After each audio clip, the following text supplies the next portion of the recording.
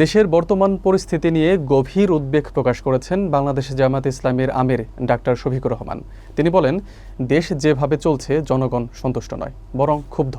বিস্তারিত থাকছে জুয়েল মজহারুলের প্রতিবেদনে। 22 জুলাই বিকেলে রংপুরের মোমিনপুর এলাকায় জামায়াত ইসলামীর জাতীয় সমাবেশে নিহত স্থানীয় নেতা শাহ আলমের কবর জিয়ারত করতে এসে এসব মন্তব্য করেন তিনি। ডাক্তার শফিকুর রহমান বলেন, আমরা একটি দুর্নীতিমুক্ত ও চাঁদাবাজি মুক্ত বাংলাদেশ চাই। জামায়াত ইসলামী কখনো দুর্নীতি করবে না, করতেও দেবে না। আমাদের সংগ্রাম শ্রমিক, কৃষক ও খেটে খাওয়া মানুষের অধিকার রক্ষার জন্যে।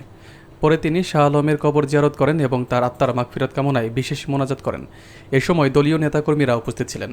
জিয়ারত শেষে সংক্ষিপ্ত বক্তব্যে তিনি তার দলের আদর্শ ও ভবিষ্যৎ কর্মসূচির ব্যাপারে আস্থার কথা জানান এবং সেখান থেকে রংপুর ত্যাগ করেন।